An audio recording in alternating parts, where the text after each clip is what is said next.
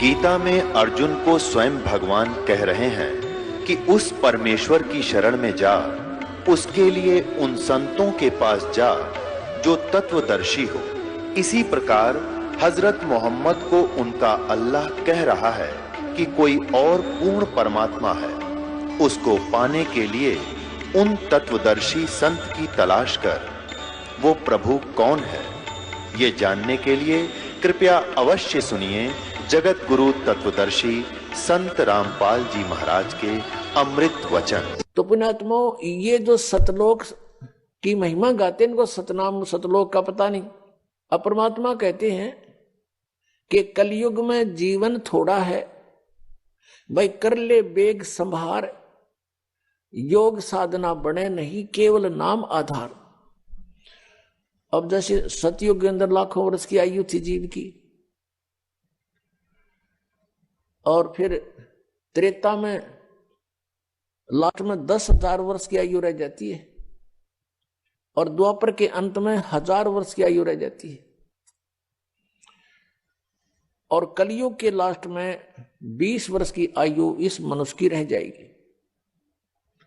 तो लाखों वर्ष बैठ के वो हठ योग करें जाते, सबकी समाधियां ऊपर जाती थी। समाधि क्या चीज है, जैसे कल आपको दिखाया था, रात्रि के समय जय गुरुदेव पंथ के मुखिया श्री तुलसीदास साहेब मथुरा वाले का अनुभव।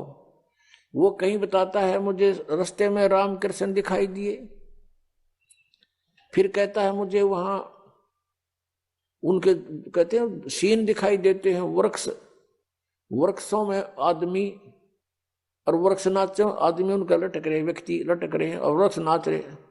ये मूर्ख बना रहा काल इनको। तो फिर ये कहता है श्री राम श्री कृष्ण की झांकी देखी, नजारा देखा, उनकी सवारी निकली मैंने देखी साधना में।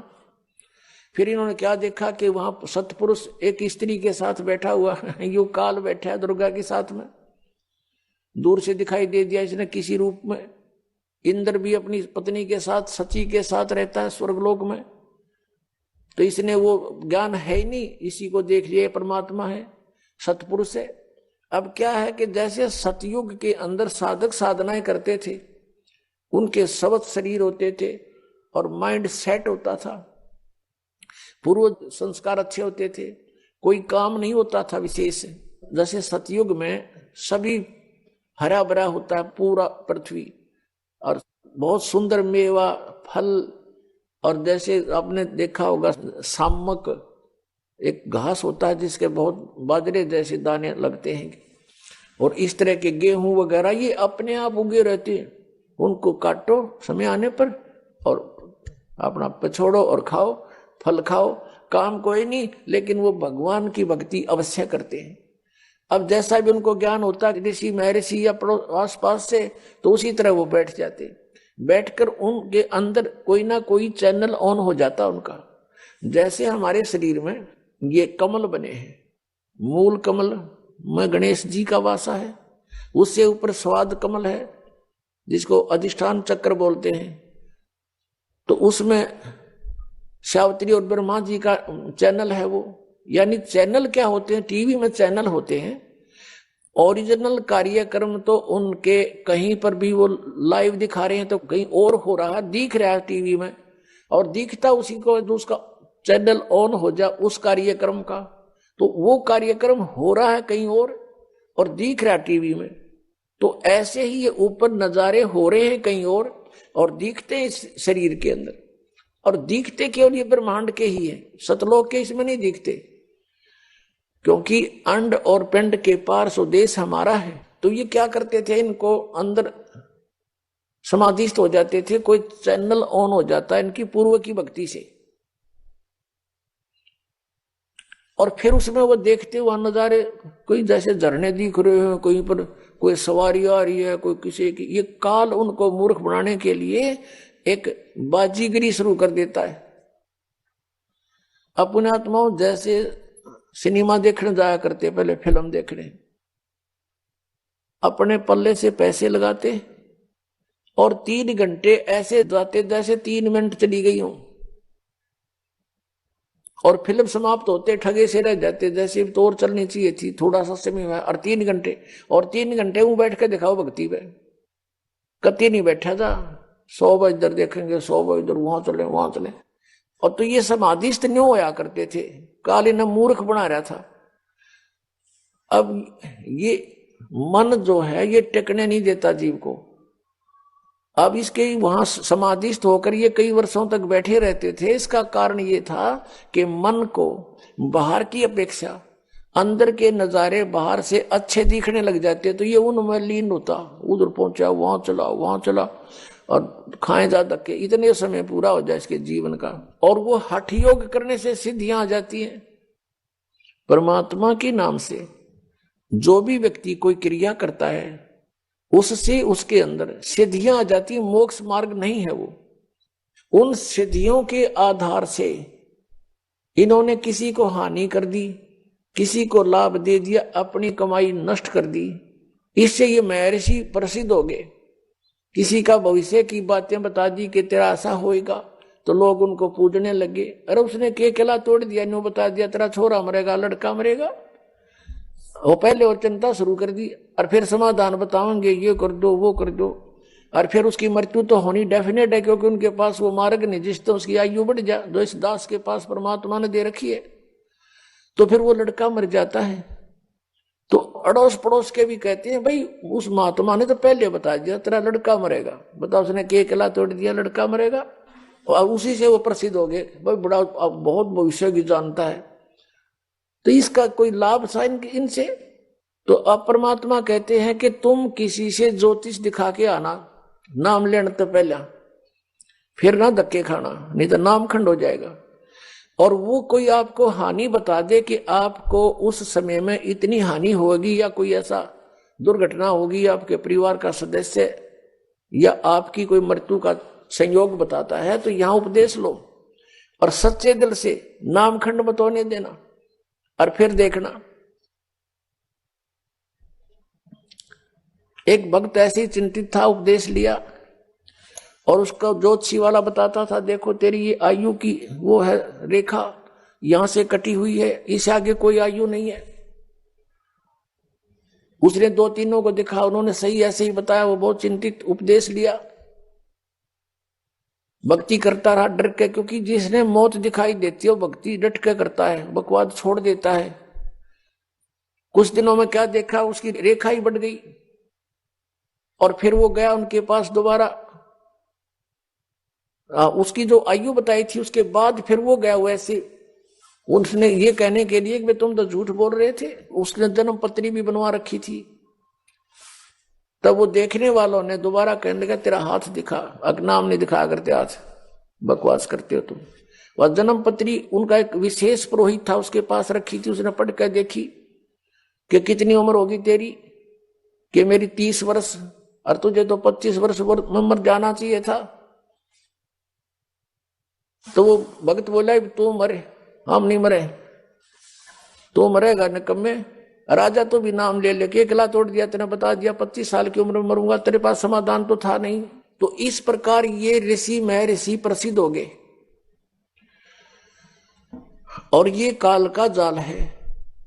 तो ये जो साधनाएं परमात्मा बताते हैं कि अब स्पष्ट कर दिया प्रभु ने कि कलयुग में जीवन थोड़ा है, और कर ले वेग संभार, वेग माने शीघ्रता से, और योग साधना इबतरी बने नहीं, केवल नाम आधार। जैसे तुलसी साहब जी हुए हैं, वो जिसने रामायण लिखी है, वो भी कहते हैं कलयुग केवल नाम आधारा, सुमर सुमर नर उतरो पारा।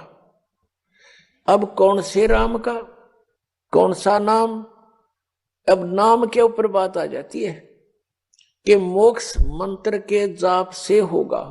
मंत्र के जाप से हमारी भक्ति बनेगी, कमाई बनेगी, और उस भक्ति की कमाई से हम फिर दोबारा रिचार्ज होकर के सतलोक जा सकते हैं। हम जब सतलोक से आए थे हम फुल चार्ज थे, यानी हमारे पास हमारे बैग भरे थे हमारी पुण्य कमाई के। इस काल ने हमें लूट लिया, और जो साधना इसने बताई है वो अस्थायी लाभ की है, जैसे वेदों में ओम नाम का जाप 5 यज्ञ बताई है, तो ये ओम नाम ब्रह्म का है। ओम नाम की कमाई इस महास्वर्ग में, सतलोक में नहीं, महास्वर्ग में, और इसके नकली सतलोक में, वहां हम बर्बाद कराते थे। जैसे आपको बहुत बार बताया है कि एक समय मार्कंडे ऋषि साधना कर रहा था, तब ऐसे समाधिस्थ होकर बैठा था, और जो वर्तमान में इंद्र होता है स्वर्ग का राजा, वो यज्ञ तप आदि से बनता है। तो उसको एक हिदायत इंस्ट्रक्शन होती है, उसके लिए एक चेतावनी होती है कि तेरे शासन काल में यदि कोई इंद्र की गद्दी प्राप्त करने योग्य तप कर लेगा तो तुझे गद्दी से हटाना पड़ेगा और उसको गद्दी पर नियुक्त करेंगे। तो ये भी चिंता उसको रहती है कि मेरे शासन काल में कोई इंद्र की गद्दी प्राप्त करने योग्य कोई यज्ञ या साधना ना कर ले, तप ना कर ले। इसलिए वो अपने देवताओं को पृथ्वी पर एज ए सीआईडी इंस्पेक्टर छोड़ देता है। तो ऐसे किसी दूत ने जाकर के इंद्र को बताया कि बंगाल की खाड़ी में एक मार्कंडे नाम के ऋषि बहुत दिनों से साधना कर रहे हैं, तप कर रहे हैं। इंद्र को चिंता हुई, उसने एक उर्वशी अपने लोक से एक सुंदर औरत भेज दी, सब हार श्रृंगार उसको दे दिए, उसको एक सिद्धि भी दे दी कि उस ऋषि के आसपास ऐसा वातावरण बना दे बसंत जैसा, सुगंध छोड़ दे। और उसने ऐसा ही किया, और फिर वो सामने जाके खड़ी होगी, सब सुंदर आभूषण पहने हुए। मार्कंडे ऋषि की आधी आंखें खुली, आधी बंद थी, समाधिस्थ था, और वो देख रहा था सांग ब्रह्मलोक में। उधर से वो उर्वशी उसके सामने नाचने लगी, डांस करने लगी थोड़ी सी दूरी पर, कभी कैसी अदा करती है कभी कैसे, लेकिन उसने नजर ऐसी थी कि ये ऋषि कुछ हरकत करेगा मेरे साथ, ऐसा नहीं हुआ। तब उसने सोचा कि बात बनी नहीं, उसने सभी वस्त्र उतार दिए, नेक्ड खड़ी होगी। तब मार्कंडे ऋषि ने कहा कि हे बेटी, हे बहन, हे माई, तू यहां किस लिए आई, कारण बताइए। शर्मिंदा होगी उर्वशी, कपड़े पहन लिए और कहने लगी कि हे ऋषि जी, मेरे स्वरूप को देखकर यहाँ के सभी तपस्वी डामाडोल हो गए, इनका देख ले जाकर के बुरा हाल हो चुका है, और आप जानो आपकी समाधि कहाँ थी।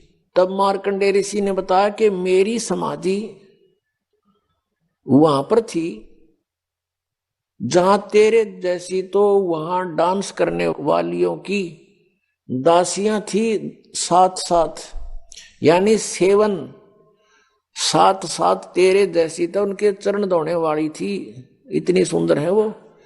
मैं उनके डांस देख रहा था, तेरे क्या देखूं फिर मैं।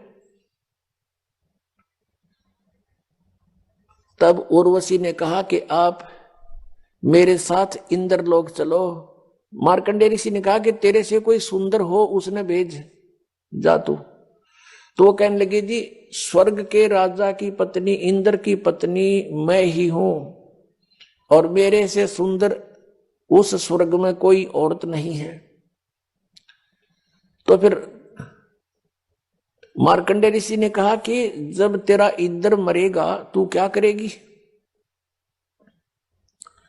उर्वशी ने कहा कि मैं ऐसे ऐसे 14 इंद्र वरूंगी, 14 अपनात्माओं, एक शास्त्र अनुकूल साधना त्याग कर मनमाना आचरण करने से और इस काल के दूतों की बताई भक्ति करने से उस पुण्यात्मा ने इतनी कठिन साधनाएं की होंगी कभी कि वो इतनी लंबी उम्र स्वर्ग की प्राप्त कर ली उसने कि 1008 चतुर्युग तक वो स्वर्ग में रहेगी एज ए पटरानी, एज ए मतलब इंद्र की पत्नी के रूप में रहेगी।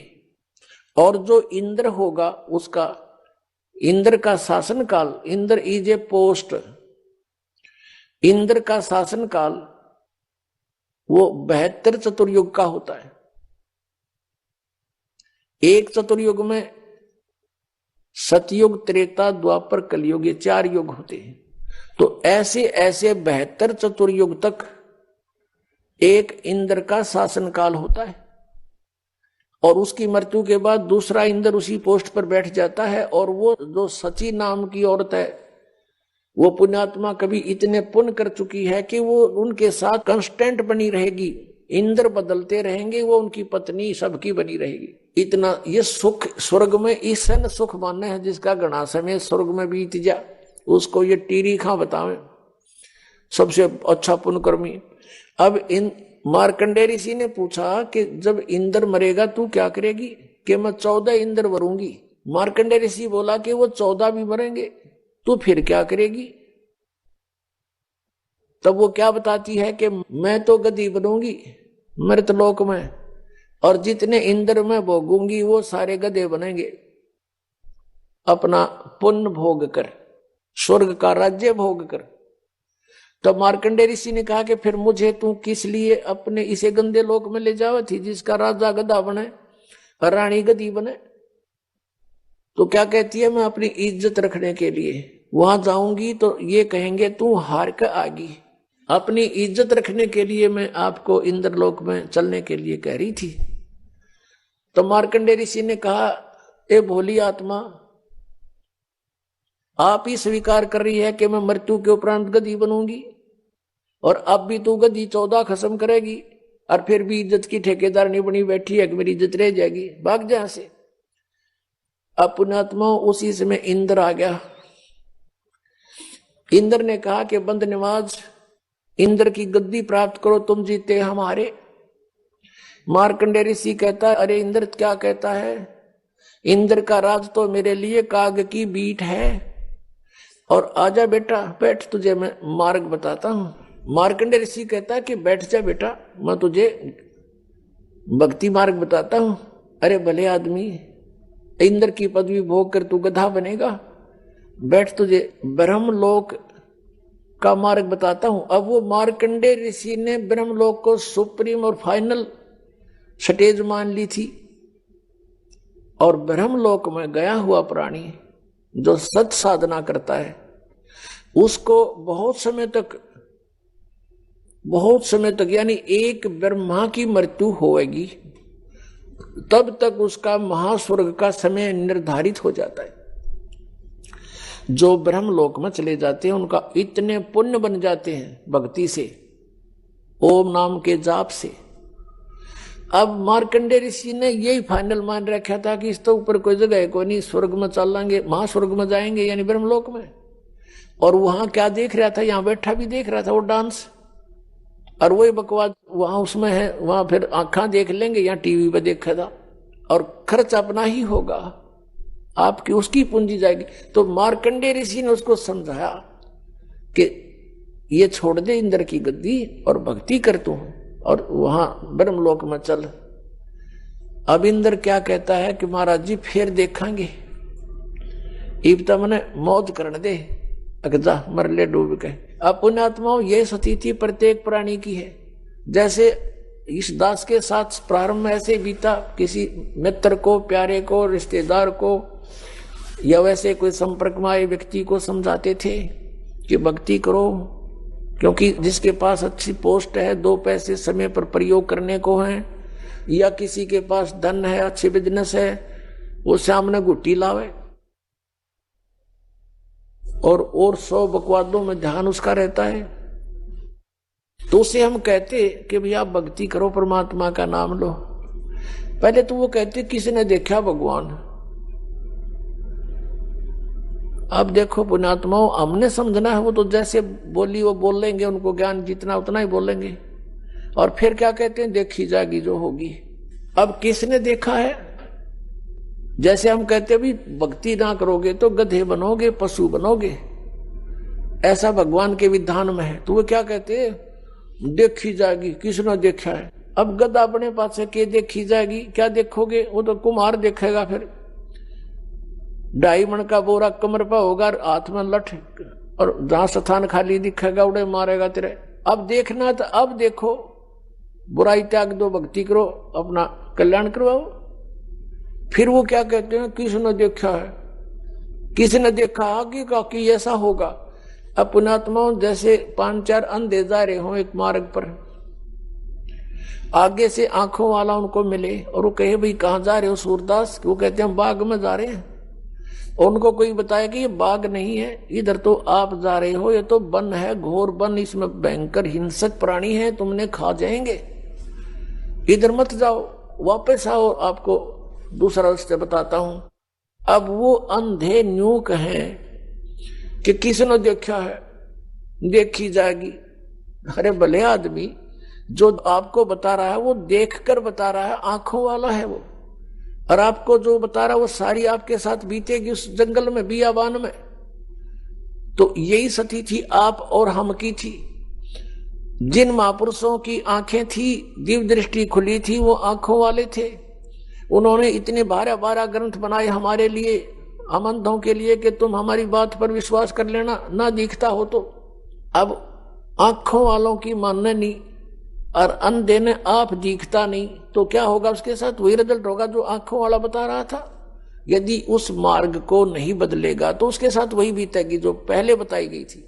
अब जैसे कोई चोर ने ये कहे तू चोरी ना कर, भाई वहां पकड़ा गया तो पब्लिक पीटेगी, फिर पुलिस में देंगे, तेरी सजा होगी, काला मुंह करेंगे, और वो चोर न्यों के देखी जाएगी।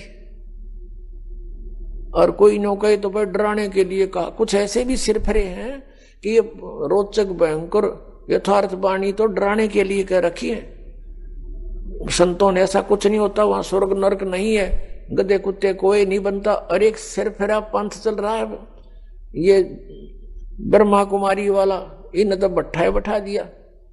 ये कहते हैं मनुष्य तो मनुष्य ही रहेगा, स्त्री स्त्री ही रहेगी, यानी मनुष्य की आत्मा मनुष्य ही बनेगी। फिर भक्ति का क्यों ड्रामा कर रहे हो, जब मनुष्य मनुष्य ही बनेगा तो। और उनका एक और ऐसा विधान है कि 5000 वर्ष के बाद सृष्टि क्रम के आधार से जो आज आपका नाम है वही नाम होगा, वैसी सतिथि होगी, वह कर्म होंगे, ऐसा ही शरीर होगा। एक काना था उनमें, एक भगत बता रहा था कि एक काना था, एक लूच रहा था, और हमसे भी टकराए थे एक बार ऐसे, जिसको पोलियो हो रहा था एक, और वो भी ये गुण गावे इन ब्रह्मा कुमारी वालों के, और वो भी कथा को सुना में बैठ कर डिस्कस करें, बहस करें हमारे साथ। वो कहने लगा कि 5000 वर्ष के बाद ऐसा ही मनुष्य तो मनुष्य बनेगा, और जो जिसका नाम है बाप का नाम, और जो उसका शरीर की सतिथि एज इट इज चेहरा होगा। तो उस भक्त कह रहा था कि मैंने उसे कहा कि काने तू तो काना ही बनेगा 5000 वर्ष के बाद, और लंगड़े तू लंगड़ा ही बनेगा। फिर टट्टू की भक्ति कर रहे हो तुम, क्या फायदा इस भक्ति का? मान्य फिर भी नहीं, मुंह चढ़ा के चले गए, तुम तो विरोध करते हो। अरे अज्ञान का विरोध नहीं करेंगे तो और क्या करेंगे, समर्थन करेंगे इसका। ऐसा ही एक बार इस दास को मिले थे, यही स्थिति दोनों जोड़ा, उनको भी ऐसा ही कहा तो बुरा मानकर चले गए, माने नहीं, क्योंकि ऐसा सिर फिरा दिया इन्होंने, ऐसी भर दिया हमारे अंदर सारा गंद। तो जो प्रसंग चल रहा है कि हम उस परमात्मा को पाने के लिए जो प्रयत्न हमने करना है, जैसे अंधे न दिखा नहीं, आंखें वाला कि वो मानता नहीं, तो फिर वही होगा जो उसके साथ बताया गया है। अब जैसे चोर चोरी करता है और उसको कोई कहता भी तेरे साथ ऐसे ऐसे बीतेगी, अब वो सच्चाई भी है और भयानक भी लाले, डर भी है, और डरेगा तो बच जाएगा।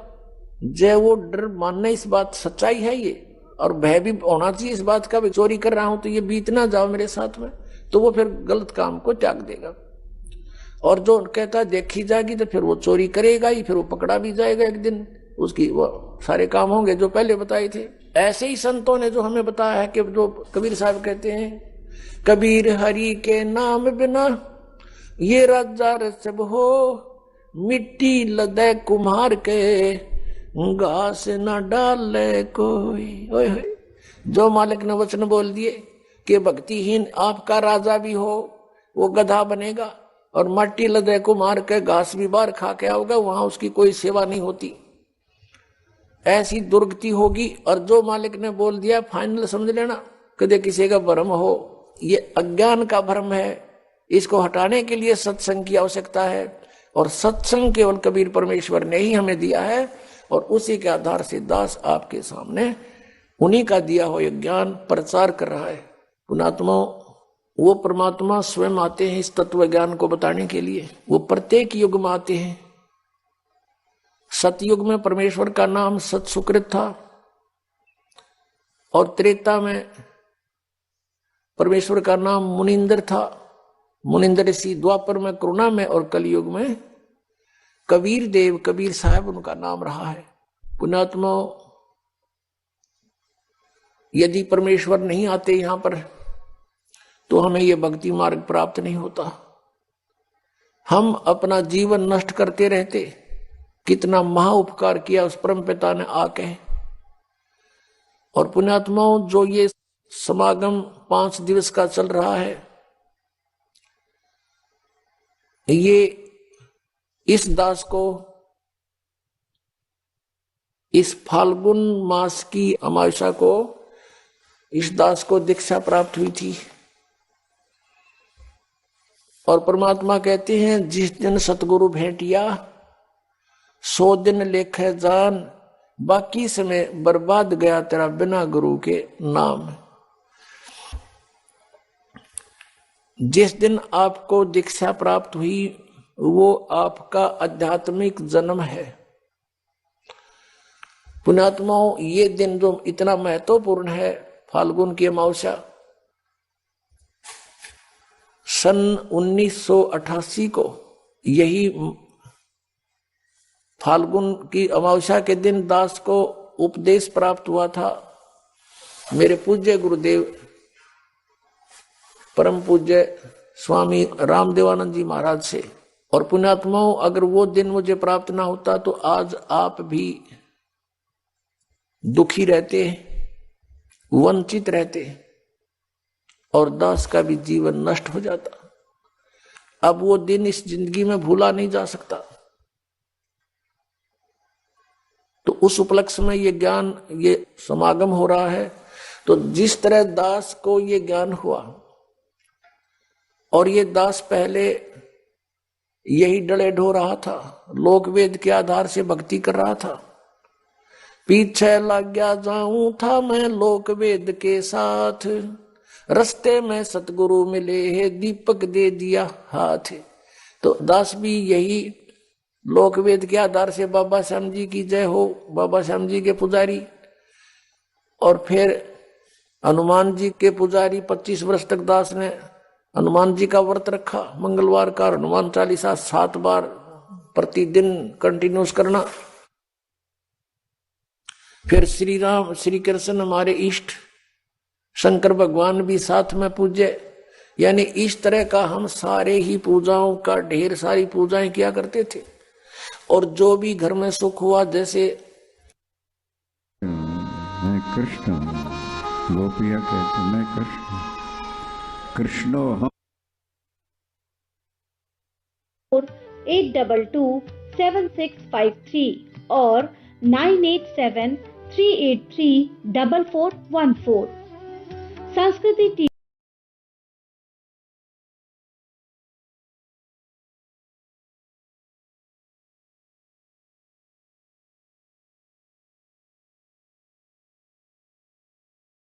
इसके। अब ये लोक वेद के आधार से हम सोच रहे थे ये देवता हमें लाभ दे रहे, ये तो कुछ भी ना कर सकते।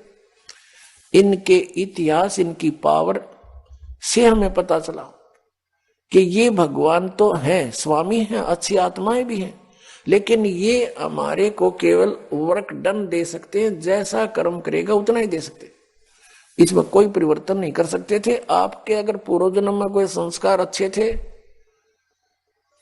उनसे आपको लाभ हो रहा था, लाभ ही देंगे। ये आपका कोई पाप कर्म आ गया तो पाप कर्म भी जबरदस्ती आपका भुगवाएंगे, उसमें कोई परिवर्तन ये नहीं कर सकते।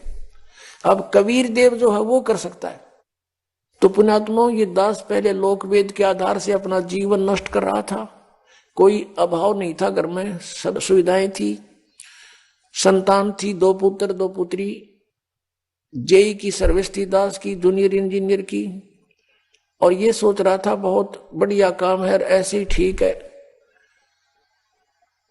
और जब ये अंधेरा हटा, जब बता के कोट जन्म तन बर मत हो गए, कुछ ना हाथ लगा रे, कुकर सुकर खरबा बोरे कौआ हंस पुकारे, कोटि जन्म तू राजा की न मिटी न मन की आशा, और भिक्षकों का दर दर घूमया ये मिला नहीं निर्गुण रासा। इंद्र कुबेर और ईश की पदवी, और ब्रह्मा वरुण धर्मराया, विष्णुनाथ के पुर को जाकर तो फिर भी वापस आया। अब क्या बताते हैं कि इतनी अच्छी अच्छी पोस्ट तूने प्राप्त की, इंद्र बना, ब्रह्मा विष्णु महेश तक की पदवी आपने प्राप्त की, और फिर जन्म मृत्यु में। जैसे ये ब्रह्मा कुमारी पंथ है, श्री लेखराज ये सुनार का काम करता था मुंबई में, और वहां कोई सत्संग हो रहा था, इनके गुरु सत्संग कर रहे थे। एकदम इसमें कोई और आत्मा आएगी जो कभी किसी जन्म में वो कोई शिव पद पर रहा था, और वो एकदम बेहोश हो गया, यूं आंख लाल लाल होगी, फिर बोलने लगा शिव हम, मैं शिव हूं, मैं शिव, और भूत बोला। अब जैसे बताऊं, एक बार एक गांव का सरपंच मर गया, भूत बन गया, और वो आके किसी में प्रवेश करके बोले और बैठ के कुर्सी पर नो कहा मैं सरपंच हूं फलाना, आओ इधर कराओ साइन मेरे। अब वो अब भी अपने आप को सरपंच मान रहा था, तो ऐसे उसका भ्रम था, उसने यो एक अडंगा और पैदा कर दिया ब्रह्मा कुमारी वाला पंथ।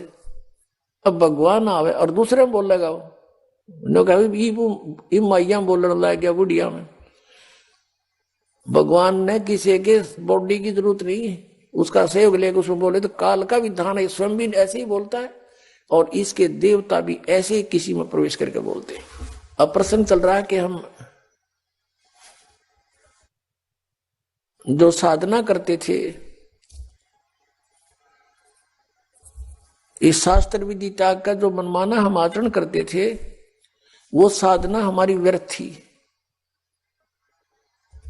और वो पूजाएं हमारी ठीक नहीं थी। हम इन साधनाओं को हम ये समझ रहे थे कि इनसे हमें लाभ भी हो रहा है, और हम सुखी हैं। अब बताया कि इंद्र कुबेर ईश की पदवी, और ब्रह्मा वरुण धर्मराया, और विष्णुनाथ के लोक को जाकर तो फिर यहीं पर जन्मा मरा, पशु योनियों में गया, फिर वापस आया। अब परमात्मा बताते हैं, जैसे गीता जी अध्याय नंबर 4 के श्लोक नंबर 34 में कहा है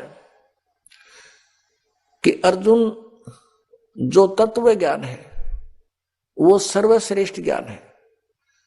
चौथे अध्याय के 32वें श्लोक में गीता जी में कहा है कि वो तत्व ज्ञान सच्चिदानंद घन ब्रह्म की वाणी में ब्रह्मणे मुखे, इन्होंने अनुवाद गलत कर रखा है, वहां पर ब्रह्मणे मुखे का अर्थ कर रखा है वेद की वाणी नहीं, सच्चिदानंद घन ब्रह्म। 17वें अध्याय के 23वें श्लोक में इन्होंने ही अनुवादकर्ताओं ने ब्रह्मणे का अर्थ किया है सच्चिदानंद घन ब्रह्म। वहां सही किया क्योंकि वहां विचलित नहीं हुए, यहां विचलित हो गए।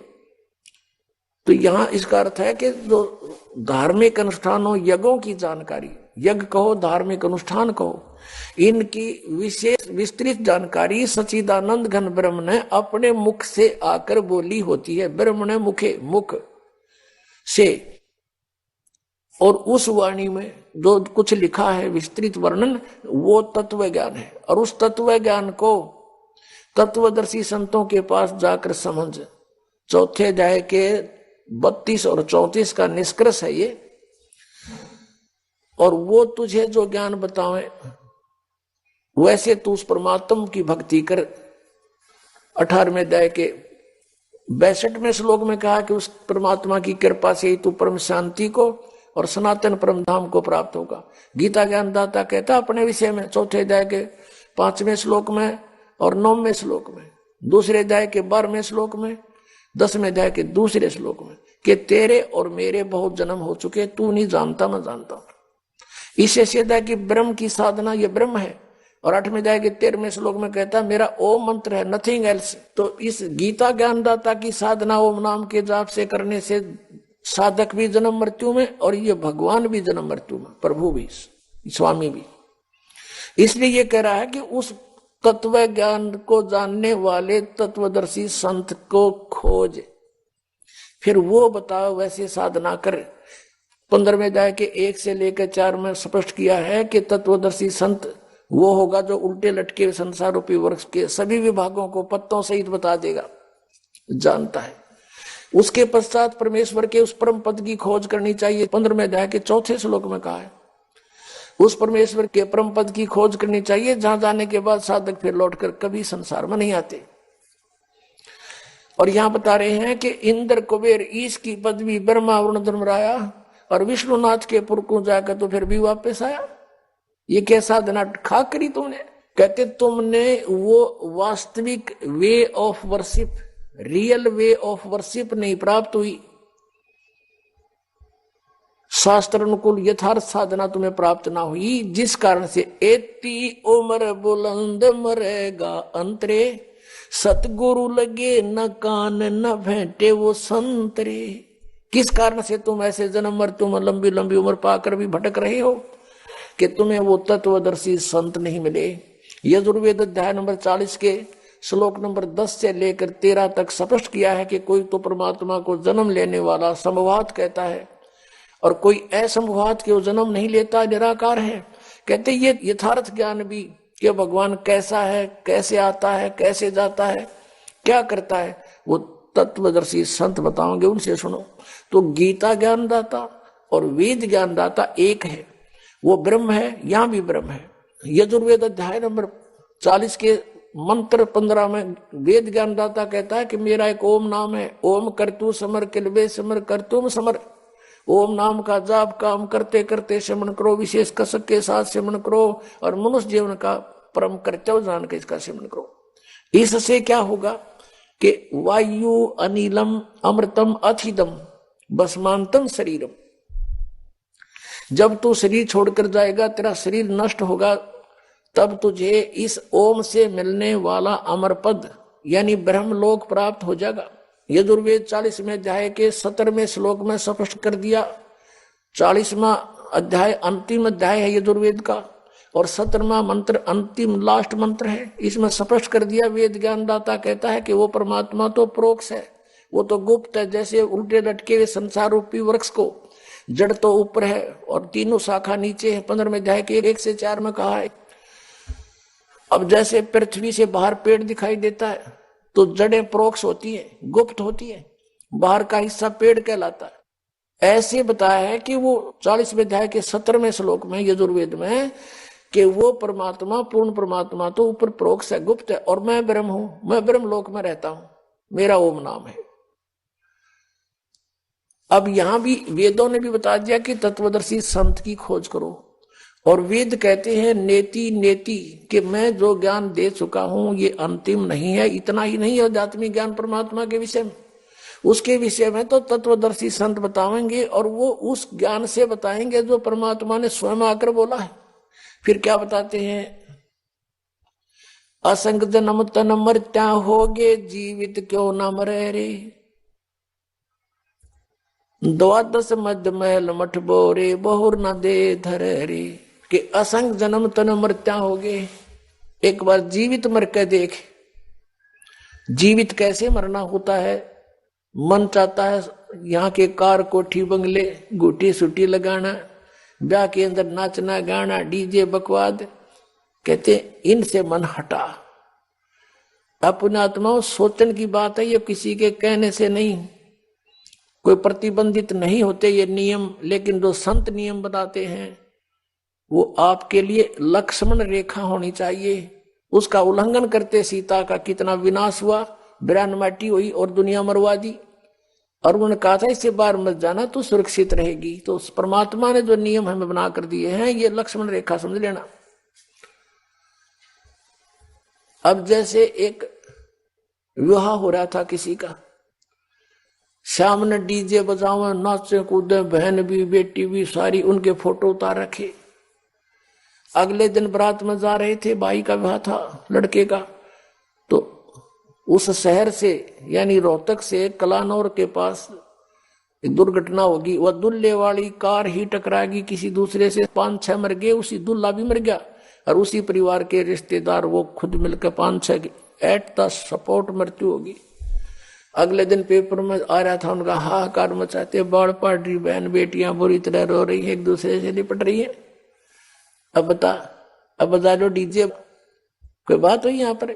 तो संत कहते हैं जैसे नानक साहब जी से भक्त प्रसन्न करा करते कोई अनजान से कि महाराज जी आप यहाँ कुछ खोए खोए से रहते हो, तो उन्होंने कहा था भी ना जाने काल की कर डारे किसी भी ढल जा पास आवे, और जिनाते सरते मौत खुड़क दी उन्होंने केड़ा हंसावे।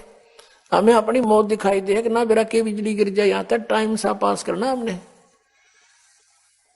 फिर पूछा कि हे भगवान क्या आप कभी प्रसन्न नहीं होते? कि प्रसन्न होता हूं जब मेरे अनुयायी मेरे द्वारा निश्चित किए हुए सत्संग के दिन वापस आ जाते हैं, तो उस दिन मुझे खुशी का कोई ठिकाना नहीं रहता। क्यों? क्योंकि मुझे ये खुशी होती है कि इनको कोई काल का दूत नहीं टकराया, इनकी भक्ति का नाश नहीं किया, ये सुरक्षित है अभी तक। और जब ये यहाँ से जाते हैं, संसार में सब काल के ही ज्ञान से प्रभावित लोग हैं, ये मुझे चिंता बन जाती है कहीं इनको कोई भ्रमित ना कर दे और इनका जीवन नाश कर दे। क्या कहते हैं कि साध मिले साड़ी शादी होंदी और विछड़ दे दिलगिरी वे, अखदे नानक सुनो जी ना मुश्किल हाल फकीरी वे। कि साध मिले, ये भक्त साध संगत जब वापस आती है, मुझे आत्मा में बड़ी खुशी होती है कि ये सुरक्षित है, इनका कोई दीमक नहीं लगा काल का। और जब ये जाते हैं तब मुझे दिलगिरी होती है, दुख होता है कि मुश्किल हाल फकीरी वे, फकीरी माने साधना भक्ति, ये बड़ी मुश्किल बना दी काल के दूतों ने। जगह जगह एक गांव में मनमान 10-10 ढूंढे लाए बैठे हैं, कोई वैसे कोई क्रिया करते हैं, कोई झाड़ा लाता है, मिसगाइड करने वालों का कोई अंत नहीं। साध मिले साढ़े शादी होंदी विछड़ जाए दिलगिरी वे, अखदे नानक सुनो जी ना मुश्किल हाल फकीरी वे। तो क्या कहते हैं कि ना जाने काल की कर डारे किसी भी ढल जा पास आवे, और जिनाते सरते मौत खुड़क दी उन्होंने केड़ा हंसावे। अब यदि तुम परमात्मा का नाम लो और विवाह करो सिंपल वेत है, और वैसे नहीं लोग दिखावा नहीं। जैसे हम इस बात से परिचित हों तब हम इससे हट सकते हैं। जैसे गीता जी अध्याय नंबर 7 के श्लोक नंबर 29 में कहा है कि जो तत्ब्रह्म से परिचित हो गया और सारे अध्यात्म ज्ञान से और सभी कर्मों से परिचित हो गया, वही उस परमात्मा के पाने का, जरा और मरण से छूटने का प्रयत्न करता है, और नहीं कर सकता। वो तो यहां बकवाद देना चाहता है। तो आपको ये ज्ञान होगा कि आपने किसी से दहेज ले लिया, परमात्मा कहते तुमने उस दरगाह का मैल नहीं देखा और धर्मराज के तिल तिल का लेखा। तो आप किसी से पैसे लेते हो रिश्वत से, चोरी से, या वैसे कोई धोखा दे करके लेकर नहीं देते हो, आपने एक एक पाई पाई का हिसाब देना पड़ेगा। तो हम क्यों अपने सिर में दर्द करें? क्या एक दहेज आप लोगे, किसी ने दे दिया आपके 50,000, 1 लाख, 2 लाख गणे दे देगा, क्या उससे आपका सारी आयु व्यतीत हो जाएगी? नहीं हो सकती। परमात्मा पर आधारित होजिए और इस मंत्र का जाप कीजिए, जो दास आपको देगा। आपके भाग्य में ना होगा तो भर देगा, आपकी बेटी की किस्मत को भर देगा भगवान, उसको नाम से जोड़ दीजिए। आपके पुत्र को भी आगे सुख देगा। सारी सृष्टि का पालन करता, और क्या आज हम उसी से सीधे संबंधित हो गए? क्या हमें 2 रोटी नहीं दे सकता? और हमें घना नहीं चाहिए। यदि मोक्ष पाना है और जन्म मृत्यु से पीछा छुटवाना है, जरा और मरण से बचना है, तो ये क्रियाएं दास जैसे बताओ ऐसे करना। हमने यहां आप कितने कोठी बना ले, एक कमरे में 1 चारपाई पर आपको स्थान मिलेगा, बाकी खाली रहेगी, वो व्यर्थ हुआ। तो व्यर्थ की बकवाद हमारे मन से आप हट जाया करेगी इस ज्ञान के आधार पर। अब कोठी बना रहा था एक व्यक्ति, और कोठी तैयार होगी, बैंक मैनेजर था, मुहूर्त करनी थी, संडे का दिन था, कोई सामान की आवश्यकता पड़गी, गोटी सूटी लाने के लिए सारी व्यवस्था कर रखी है। थोड़ी देर तो ब्राह्मण करे उड़ाला टोटर पटोटर उसके करते हैं, फिर गोटी सूटी सारा सौदा शुरू हो जाता है। सब बुला रखे रिलेटिव और सब मित्र। वो खुद कोई सामान लेने के लिए गया था, स्कूटर उठा के, यानी 2 व्हीलर, और वहां एक 2 व्हीलर से 2 व्हीलर टकरा गई और पड़ गया। पड़ते कनपट्टी लगी फुटपाथ पे, मरते वही मर गया। अब चाट ले उसको ठीक है। कई वर्ष की बात है जब 3.5 लाख रुपए लगाए थे, पेपर में आई थी। अब वो गधा बन के उसके पीछे खड़ा भी ना होने दे कोई उसने। तो हमने ये देखना कि यहाँ जो हम करने जा रहे हैं ये क्या सांग है। सर्व सोने की लंका थी वह रावण से रणधीरम, एक पलक में राज विराजी जम के पड़े जंजीरम। वो तो सारे सोने के महल बनाए बैठा था, जैसे ईंट गारा हम प्रयोग करते ऐसे सोने की ईंट और उसी की गारा में बना रखे थे। और कहते हैं भक्ति बिना क्या होता ये भ्रम रहा संसार, रति कंचन पाया नहीं रावण चलती बार। 1 ग्राम गोल्ड नहीं ले जा सका रावण जब यहां से जाने लगा। तो इन बातों को याद करके हमने इनसे वापस भी हटना है। और हमने अपने प्रत्येक कार्य को ऐसे ढंग से सेट करना जो भक्ति में बाधक ना हो। अब हम दहेज लेते हैं या फिर देवे भी गए, क्योंकि बेटी होगी हमारे भी। एक पैसे वाला तो बकवाद कर देगा, अब गरीब आदमी कहां से करे। एक घर में 3 बेटियां चली गई, एक गरीब की है, एक अमीर की है, एक मीडियम साइज की है। अब जो अमीर वाले ने तो दे दिया गणाए धन, अब मीडियम साइज वाले ने भी दे दिया थोड़ा बहुत, और वो बेचारा गरीब क्या करे, उसकी बेटी रो रही है वहां बैठकर, उस परिवार में आदर नहीं उसका। तो ये इस तरह का हमने इसको समाज को सेट करना है। अब जैसे हम रक्षाबंधन का त्योहार मनाते हैं, ये क्या तुक हुआ कि बहन भाई को रक्षा इसलिए बांधने जाती है कि उसकी रक्षा करेगा भाई। भाई की रक्षा कौन करेगा।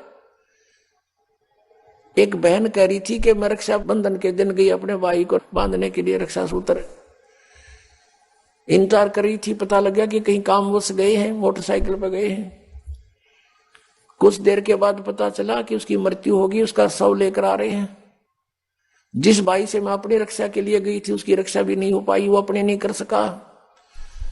तब उसने ज्ञान हुआ, तब वो कहती है कि सचमुच हम कति भूल में थे। अपने भाई को भी कहा बेटा भाई आजा, तू भी भगवान का राखी बांध और मैं भी बांधू, यानी नाम लो और ये रक्षा सूत्र आपका सदा साथ देगा, भाई का भी बहन का भी। और बेमतलब बातें कर रखी। उस रक्षाबंधन के दिन किसी का भाई नहीं है तो रोती है कोने में बैठकर वो बहन। फिर ये बात का सिस्टम, जिस बहन का भाई नहीं है वो दूसरों के मुंह की तरफ देखती है, कौन आएगा हमारे घर। तो पुण्यात्माओं, ये बेमतलब की बकवाद, ये जग की रीत से हमने वापस हटना है और अपने जीवन को नए सिरे से सेट करना होगा। यदि भक्ति करना चाहते हो, समाज के भाव में बहना है तो नो प्रॉब्लम, आप कुछ भी करो, वो आपकी मर्जी, लेकिन भक्ति नहीं चलेगी। तो इस प्रकार हम इन क्रियाओं से भी सावधान होना है, अपने आप को बचा के रखना है, तब हमारी भक्ति प्रफुल्लित हो। फिर क्या बताते हैं कि असंग जन्म तन मरत्या होगे और जीवित क्यों ना मरे रे। एक तो ये जीवित मरना, इस ज्ञान आधार से सब बकवादियां छोड़ देंगे। जिस समय ये दास गांव गांव में घर घर में जाके पाठ करते थे 3 दिन का, यानी 500 यज्ञ करते थे फ्री ऑफ कॉस्ट, किसी से कोई पैसा नहीं लेता था, क्योंकि दास सर्विस करता था। और जैसे सैटरडे संडे की छुट्टी होती थी उनमें जाकर के लाभ उठाता था।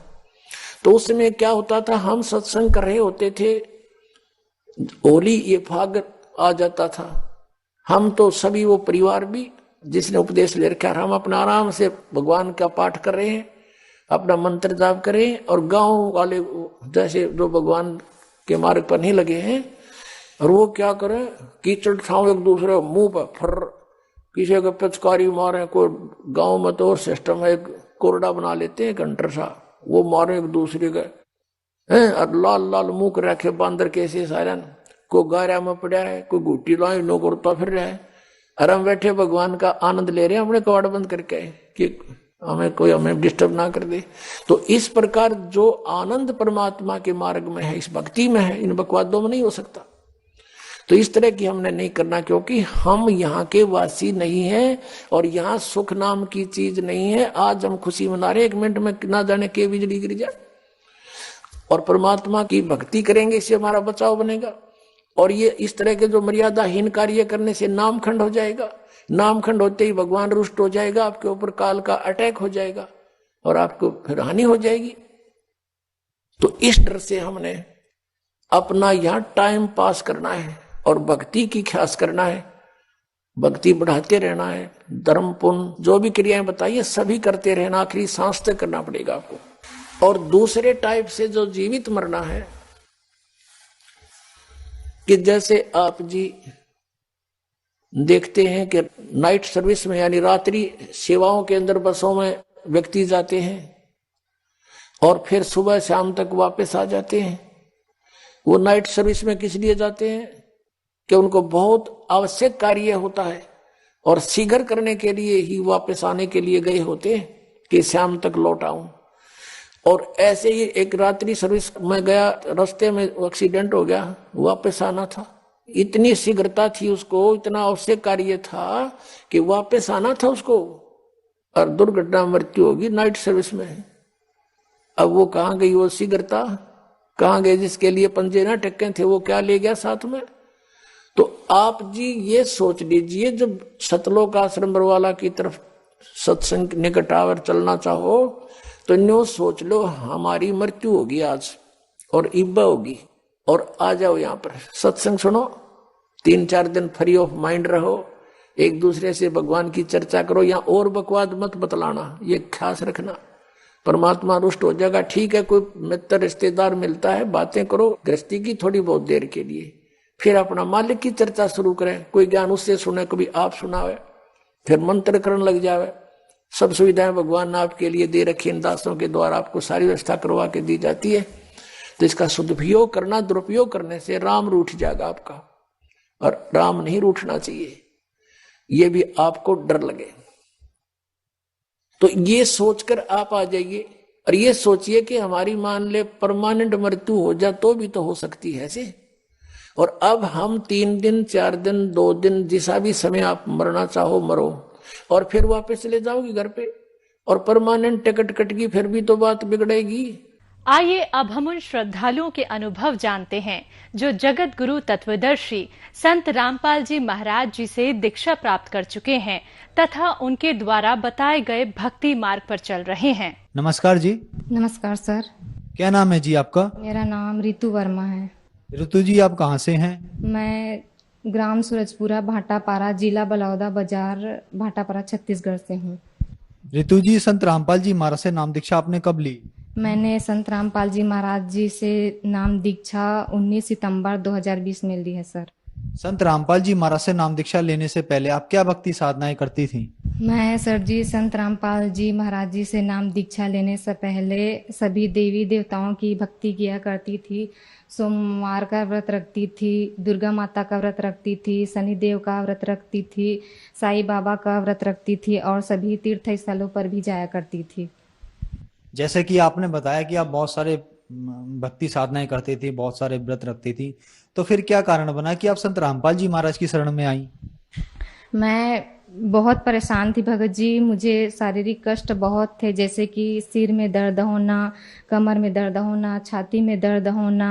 मैं बहुत परेशान रहा करती थी, लेकिन मुझे कहीं से आराम नहीं मिला। तो एक बार मेरे पति जी ने की राह बुक लेकर आए मेरे घर, तो उसने बोला कि इसको पढ़ के देखो, इसमें बहुत अच्छा ज्ञान लिखा हुआ है। फिर मैंने उसको पढ़ना स्टार्ट किया, तो मुझे बहुत अच्छा लगा, पूरा ज्ञान समझ में आ गया कि यही पूर्ण परमात्मा है, कबीर साहब पूर्ण परमात्मा है, उसके कबीर साहब के रूप में संत रामपाल जी महाराज आए हुए हैं। ऐसे करके मुझे पूरा ज्ञान हो गया, मोक्ष मार्ग का पता चला।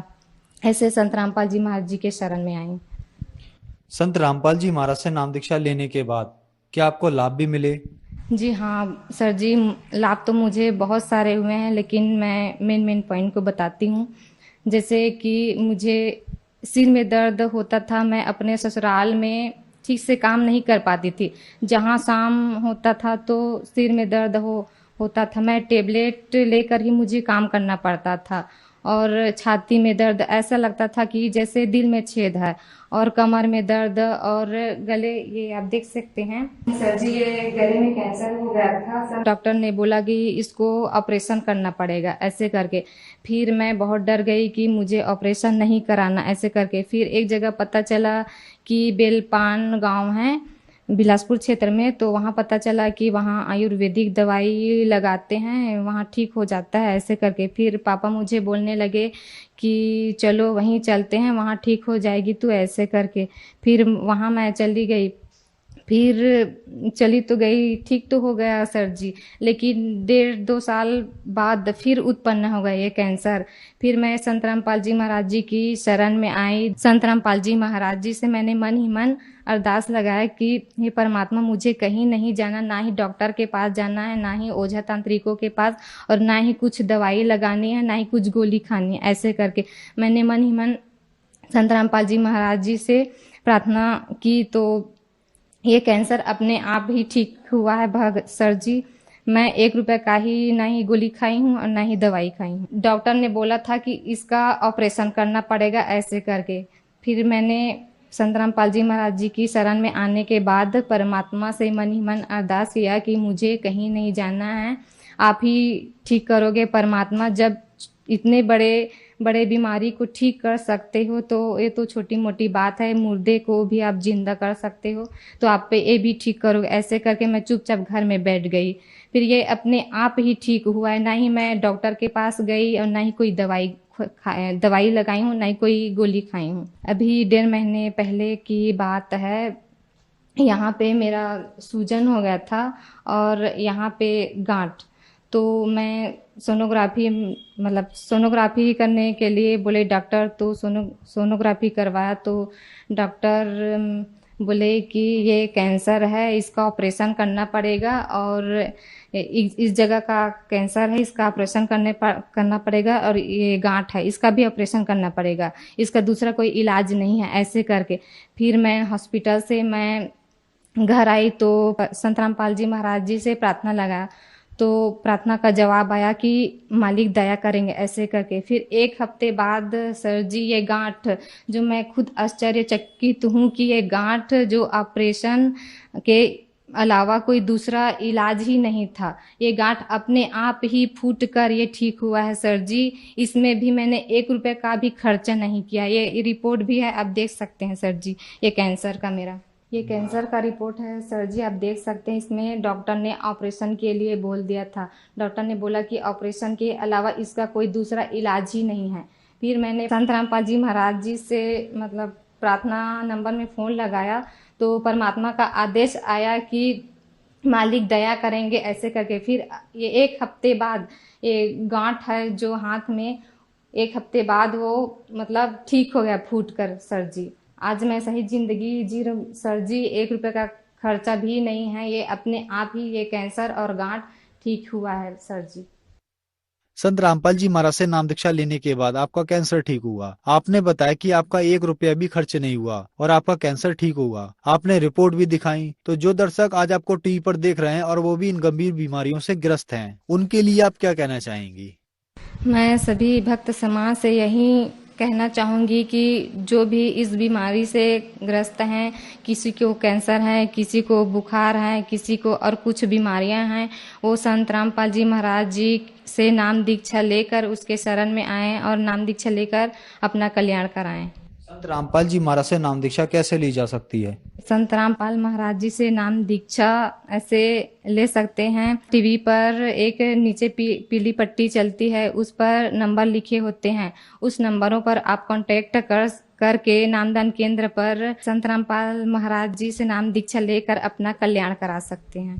धन्यवाद जी। सत साहिब सर।